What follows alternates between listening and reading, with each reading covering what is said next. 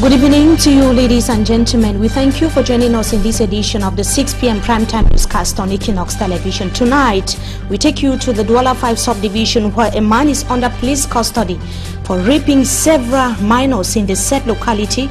The locality is in Bange, where several kids have been taken to the hospital as a result of the situation. We shall be telling you more in this edition of the news. Also ahead, we tell you about kids in Sabongari, a locality in Wa subdivision in the Ndonga Mantung Division Northwest region of the country that have not been to school since the Anglophone crisis escalated. They are calling on the head of state to do something about the situation. We shall be right back with the details. Stay with us.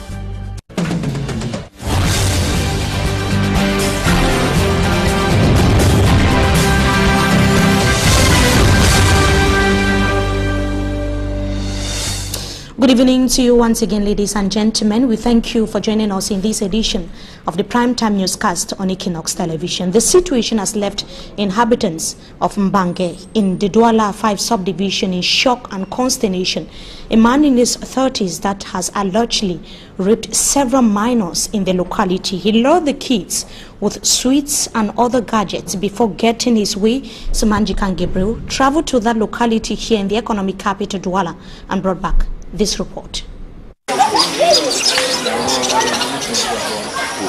Young girls in the Mbange neighborhood of the Douala 5 municipality can now happily run around their vicinity once again.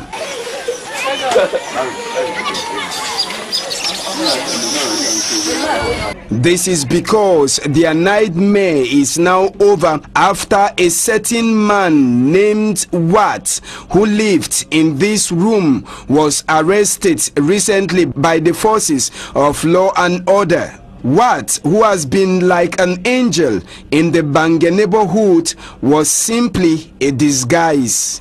It was in abandoned houses and uncompleted apartments that Wat had been raping female minors for several years now. And every parent of Wat's victim had a story to tell. My daughter told me that he called her to come get a sweet after she went on an errand. When she came, she dragged her inside and threatened her with a knife. After he was done, he gave her 4 sweets and warned her never to tell anyone.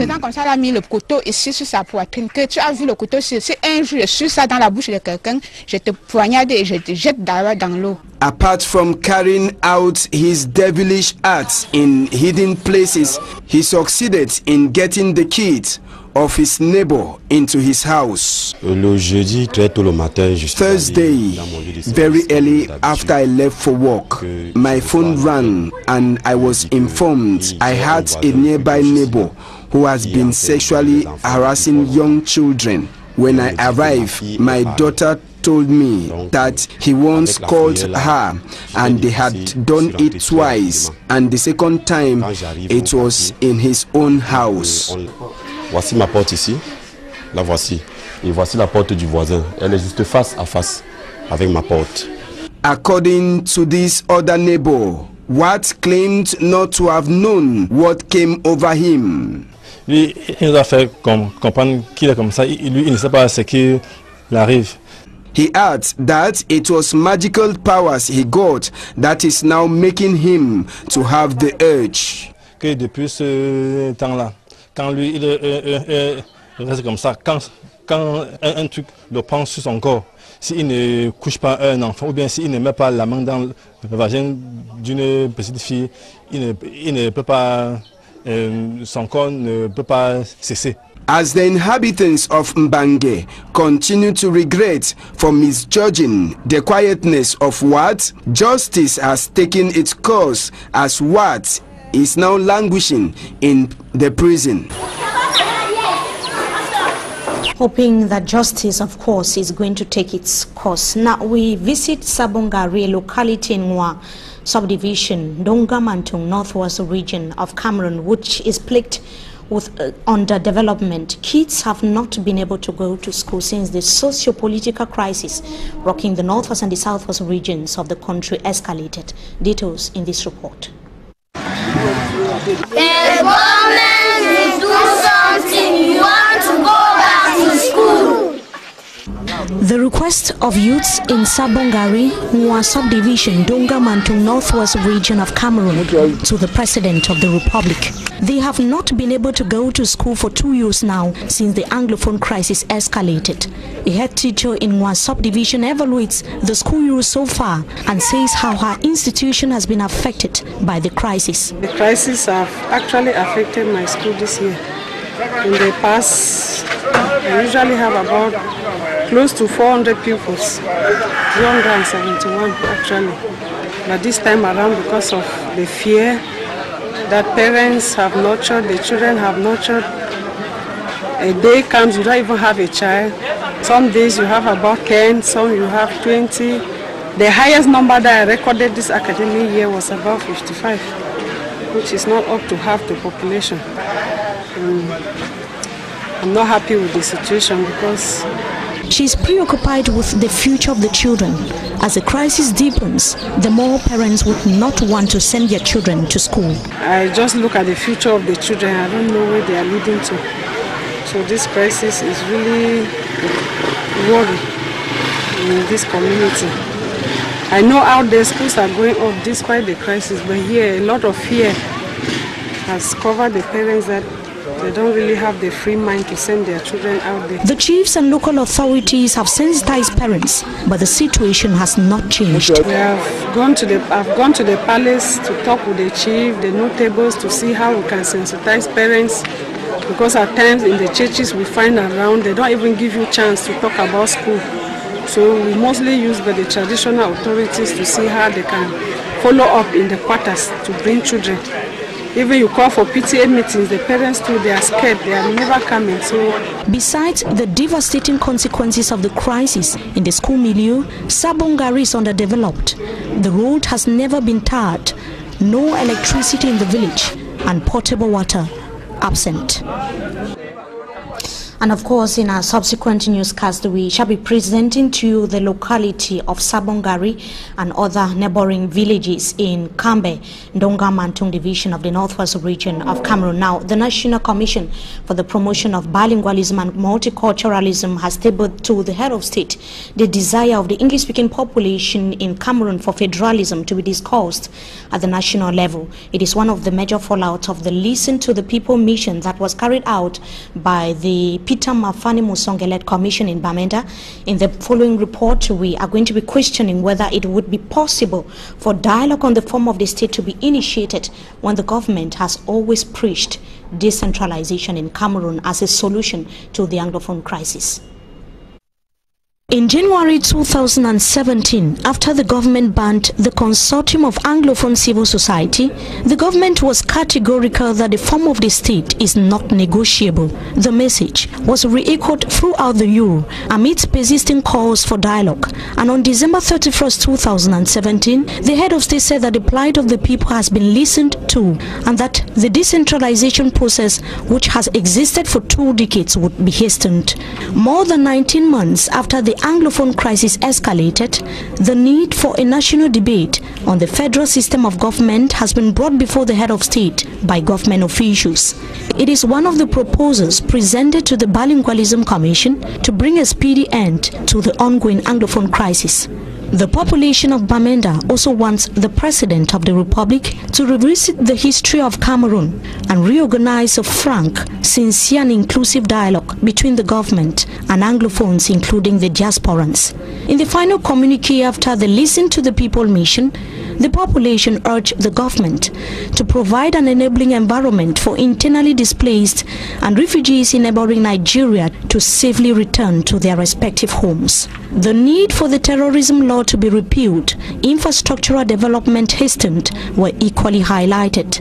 Another proposal taken to Yaoundé is for the President of the Republic to grant amnesty to those in jail or on exile in connection with the crisis and the possibility to Cameroonians abroad to have double nationality. Amongst the dozens of proposals is a clarion call for the head of state to visit the region and address what they described as his children. And the fight against the production, sale and use of non-biodegradable plastic is still to be intensified across the national territory more than 2 years after it was initiated by the government of Cameroon. So far, some students here in the country's economic capital Douala are devising other means to get rid of non-biodegradable plastics as well as bottles. It is on the sidelines of the International Environment Day or the World Environment Day that's been commemorated today across the national territory. Franklin Mwabe tells us more in this report.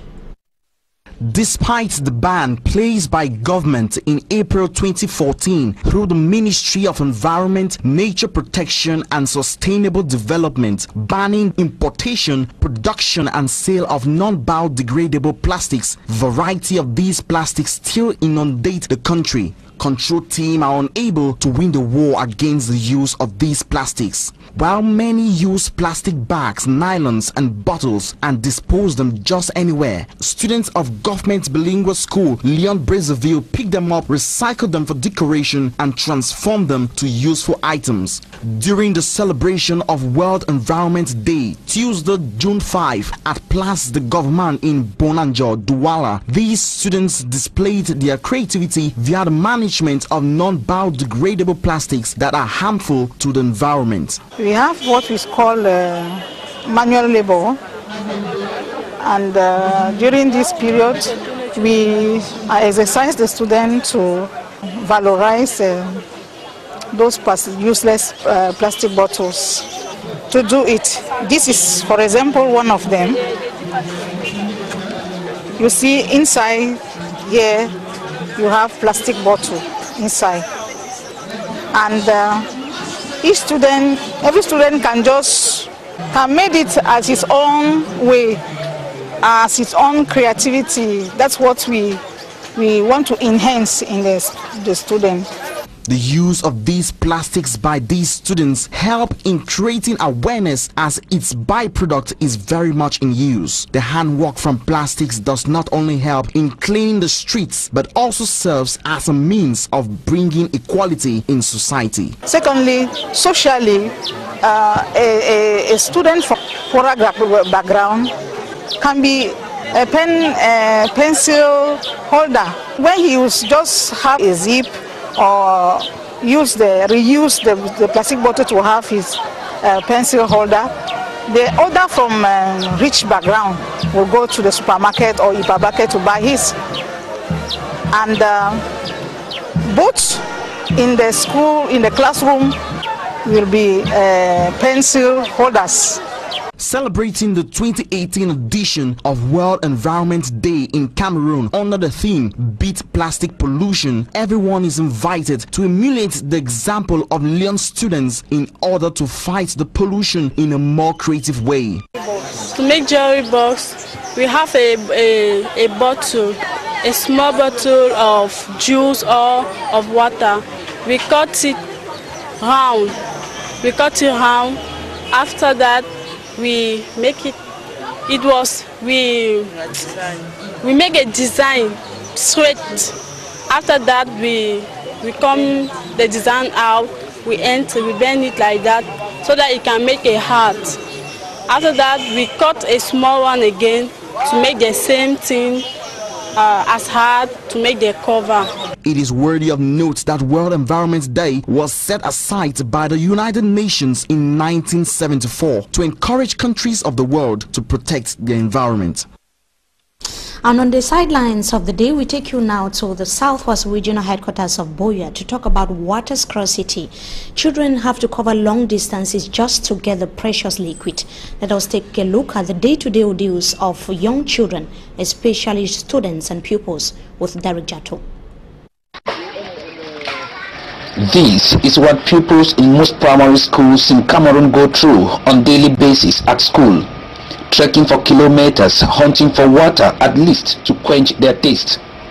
We are in Kombe, a village in Bangasop division, littoral region of the country.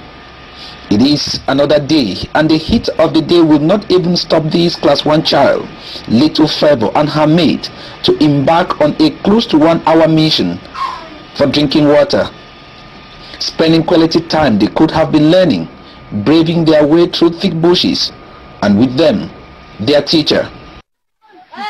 Well, actually, it's not really an easy task because even all the teachers at times when we come to tap water, it's very strenuous. At times we have to carry water from our houses and bring. And the water that we bring from our houses will not be able to carry us the whole day. So we are really facing a problem of water in this our community. And like you have seen for yourself, to trek from our school to come right to this place is not really an easy thing.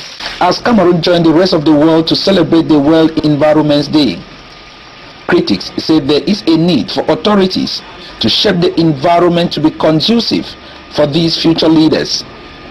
Though help recently came to Faith Foundation Nursery and Primary School from Community Empowering Movement for a Responsive Society, CMRES, an unexpected source. But hundreds of such institutions are still without water. And inaugurating this borehole project, Mr. Vo Armstrong, Divisional Officer from Banga Subdivision, called on the entire Kombe community. The children and the students, the pupils of Faith Foundation must take good care of this project. The population of Quarter 4 must ensure that this project should not fall into disuse. It should be a project that should be permanent.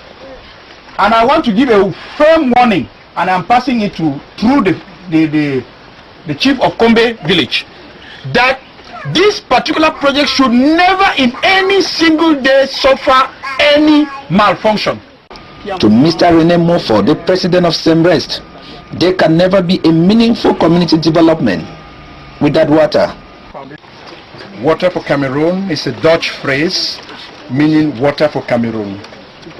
It is specifically designed to address the basic water needs of the rural people in rural communities in Cameroon.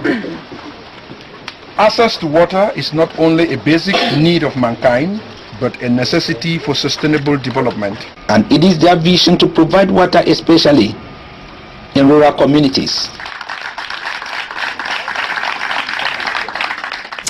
That is Derijato. The reporting will travel to Mbanga, Mongo division of the littoral region of Cameroon. A brief note in sports before we take you to the second part of this newscast. Coton Sports of Garwa has maintained the leadership position on the professional football, Elite 1 football classification table despite their nil-nil draw with the Union Sportif of Douala during the 23 match as far as the League 1 Championship is concerned. For the other matches that took place in stadia across Cameroon, we had Fritio FC defeated Yaoundé Football Club 1-0. Unisports of Bafang bowed to Astro Football Club of Douala 0-2. And for the other matches, they would be taking place, or they took place across the weekend in Cameroon. So far, Coton Sports of Garwa is leading the classification table with 48 points. Second, UMS of Lum 40 points. 36 points for Young Sports Academy of Bamenda. Those relegated are Colomb with 22, Aigle Royal of Menua 20 points, and Yafut 20 points. They're bringing us to the end of this first segment of the news. Up next is Talking Points. Stay with us.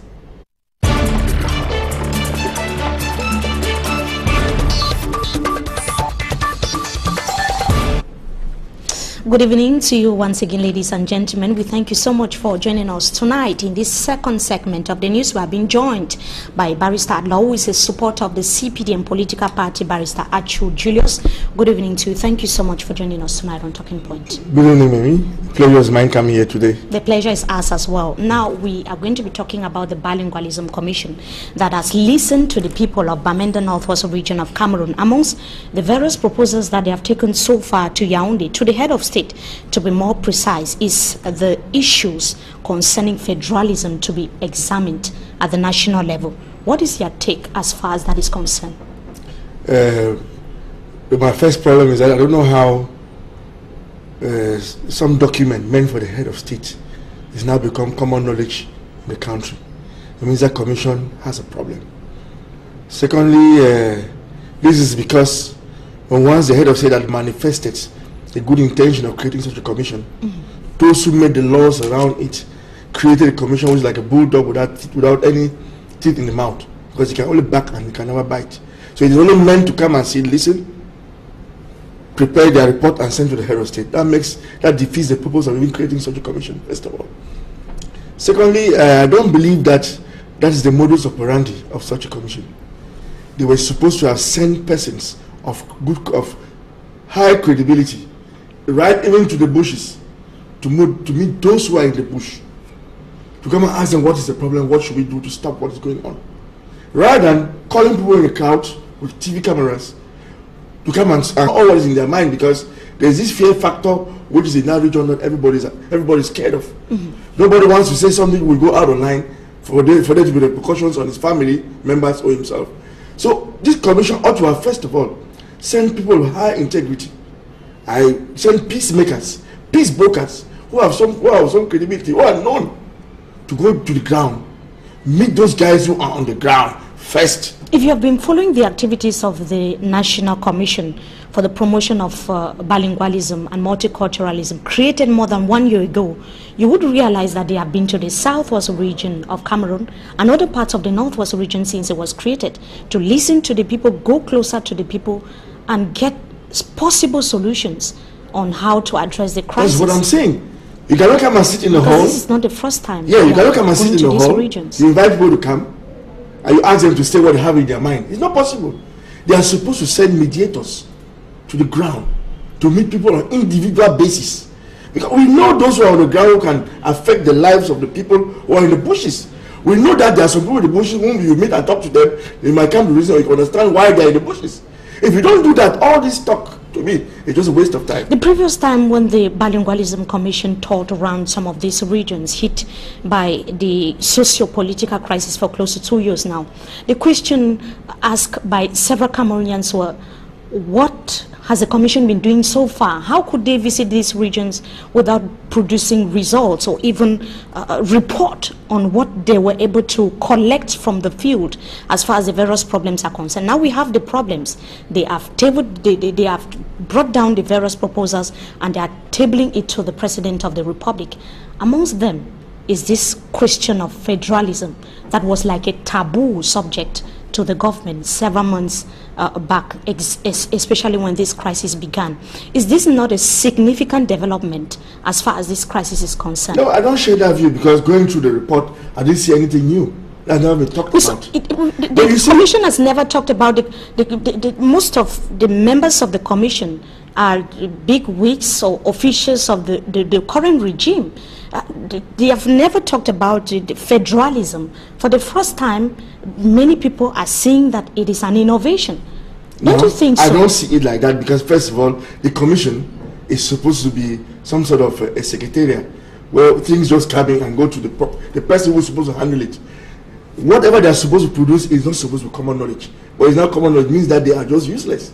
There's something wrong. It's not supposed to be common knowledge. So it has to be private. It has to be until private when solutions, until when the head of state has read it, and that's when something can come out of it, because only the head of state can decide. In any case, to me, it is not coming to a hall to talk about these things that can get a solution. You should go where it matters. I'll think that one day the Commission should go down to Lebialem to meet those guys in the bush. I should think that one day they should go to Sabongari, where it is hot. They should go to Manu. They go to Mafe, where it is hot. Meet those guys and say, look, this is the time for talking is over. We have now understood that there's some sort of crisis. Who are those guys? Are you talking about the civilians? Are you talking about those that have been brandished by the government as secessionists or terrorists?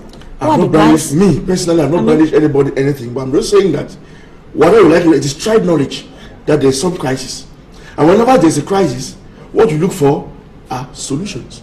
You don't look for petrol to ignite the fire, to put into the fire for it to blow. So how can you come and sit in the hall and talk about it and get versions from different persons who are scared of the fear factor, and you think now what they are saying is true, and you take it and you think that you've done something? To me, they've done nothing. If they continue that way, nothing will happen until we meet those who matter. And I always said it. There are people who know those who matter. The churches know those who matter. There are peace brokers in this country that we know, like somebody like Barrister.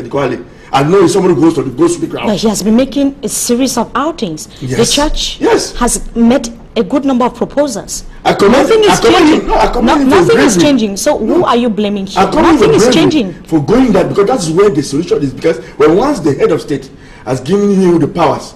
It's only you who can talk. What somebody like Barrister is doing is his personal initiative. He said, look, I'm a peace broker, let me broker peace. He's been going down to the field, to those dangerous areas. I recommend him because that is what everybody expects. Do you think the government is listening to him? Looking at the way the situation is escalating on the ground. I've always said that our problem is... It is boiling. You said it. It's not even... The civil servants to whom authority has been given are mismanaging it. And that's why we have this crisis. That's where the problem is. The civil servants that we have in this country don't love this country. So whenever you give them an assignment, just know it's going to come with broken legs. And that's where the problem is. It's only the private sector that can now make this country look good and better. If they don't have trust in the private sector, well, we will still continue because civil servants like this go for before for back. Because they are trained for one thing, to listen to the hierarchy. But such a thing needs somebody with a liberal mind, an open mind, who is not scared to tell you, yes, to tell you the color of your dress. So we need some people, more people like that. Like as I said, by State Equality, we need people like him to do it. I'm not. But he's member of the Bilingual Ism Commission. Yes, I'm not. I don't think he's working under the auspices because going to where he's been going, as I know, I think he's not under the auspices of Bilingual Ism Commission that is operating. Because you see, I like things which are practical. When you see somebody doing something good, talk about it. It's not because I know him now, the president, but I've seen what he's doing and I've been party to it at one certain point in time. But you see, when once we have a crisis, talking like this, inside ignites it because it will go like this, and it will be like as if you have thrown water on the deck's back, and the people get very, very angry, and you have a multiplier effect. What I still suggest is that rather than just talking in big halls, please go to the field, go to the ground. So the Bilingual Ism Commission should go to the ground. Go to the ground and get affected locally. Now, yes. The management of the Anglophone crisis so far by the government. What is your evaluation, Barrister? My evaluation is that the government is not handling it well because they are using the wrong persons to be. If you get civil servants to do this thing, it will be more that they can't handle it. Because if you understand that the crisis came from the private sector, and most of the guys involved in the private sector have liberal minds. You can only talk to a liberal mind for him to understand you better. If you send civil servants, they will go with their imposing or authoritative manner to talk about simple problems which can be solved with the left hand. All of us know who does not know what the Anglophone crisis is? Everybody knows. So what we want is solution and not talking. And to get those solutions, we must start by mediation. We must send mediators to the field. To first of all to know who can be talked to and to know what their problems are. I can bet you, the day they go to the field, they realize that all what has been written on a piece of paper is not the same. What they are thinking about. And by so doing, what the hell, what was the reason having a meeting in a big hall? Because by the time you meet those people, and who are known, and who are involved, you realize that things will be different. Because what they're going to tell you is not what is going to be written on this piece of paper. It will be much more than that. I can guarantee you that. Now, Barrister, a few days ago, since you are equally somebody of the legal system in Cameroon, Mancho, BBC and other detainees of the Anglophone crisis were sentenced by the military tribunal in the nation's capital. What is your reaction? My reaction is that the justice has followed its course. But you see, in such things, I was a lawyer in it, so normally I'm not supposed to talk about it in the public. But you should understand that things that have political connotations or resemble political issues are sorted out at a certain level. It's not sorted out even at the level of you and me. When the head of state decided to do a monopoly prosequi, ask for a monopoly prosequi, that is to arrest prosecutors against certain persons, it is his discretion. You see, when these things have those connotations, it is only he's the only person who can manage. It's not for nothing that everybody is asking that the head of state to come down to the field because we know he's a father. And everybody will listen to him better than any other person. But we saw the outing of Barrister Agbobala, who indicated that the judiciary has politicized this case. What do you have to say about that? The judiciary cannot politicize this case because whether you like it or not, the judiciary is managed by the executive wing of the country. The judiciary is not as independent as you can think. But in as much as that way, when once there's a case in court, everybody likes to draw the carpet to his own direction. You fight to draw it to your direction. Every legal means is authorized, is possible. So your legal means are more powerful because when we talk to politics, it can go to the left and it can go to the right. But when it goes to the right, well, it means the left has failed. It goes to the left, it means right. That's how those things are. But you shouldn't just keep quiet. You have to keep continuing to fight. To do a battle you think it is a good battle to fight. If you stop, that's where you have a problem. This is the sentencing of somebody that has been described as a freedom fighter in the English-speaking part of Cameroon. It is also within the context when everybody is preaching peace, wanting for the return to normalcy in the northwest and the southwest regions of Cameroon. Do you think that it can have an impact on the Anglophone crisis? No, I don't think so, because, you know, we Anglophones know that we have division of power. We have the executive, the legislative, and judiciary, and there are supposed to be checks and balances amongst them. So once we start by public opinion to determine what the outcome of a case should be, we are all defeating the same purpose that we want. If we want separation of powers, it should be separation of powers. But you see, at the same time, a legal battle in court is like a fight without arms. We only talk and the law. That's all we use. It can never stop at one stage. That's why once you're not happy with court order, you go on appeal. And from the Court of Appeal, you can go to the Supreme Court. From the Supreme Court, you can go to the head of state. From the head of state, you go to the United Nations, and so on and so forth. Legal battles don't have an end until you're satisfied with the decision which is given every day. But insofar as you're not satisfied, you have a right to continue. You're not supposed to stop when you think that you're down. Continue in matters of the courts. Today you can be down, but tomorrow you're up. That's how it is. If you're given the power to propose solutions to the Anglophone crisis, to the President of the Republic, who many say has the key or the solution, the final say as far as the crisis is concerned, what are those proposals, Barrister? First thing, I ask the President to go down to the field. Go and get first-hand information. It's not difficult to organize it. I'll go to Libialem. I'll go to Manu. I'll go to Cambe. It's my country. I'm the President. I'll go everywhere. I'll go to Benin, where it is hot. I go there, I come and say, look, what is the real issue? Tell me. I get first-hand information. That is the first means. That is the first thing that everybody will say, hey, there's something going on here. Let's wait and see what will happen. Then secondly, we have to send mediators to the ground to see those who matter in this thing. Because if you talk to the wrong people, you get the wrong solution. If you talk to the right people, you get the right solution. I know for me, personally, I cannot be a mediator because they take me otherwise. But you see, in as much as that, but from where I'm seeing this thing, it is a crisis already. What all of us want now is a solution. I'm not saying that who is stronger, who is weaker. But I say the first thing is the President himself should has go to go to the ground. Thank you so much, Barrister, for joining us tonight on Talking Point. We hope to have you some other time again. The pleasure was mine. To our viewers, it was equally a pleasure having with us in this edition of the Primetime Newscast on Equinox Television. Wishing you a blessed stay in the company of our programs. Until we meet again, goodbye.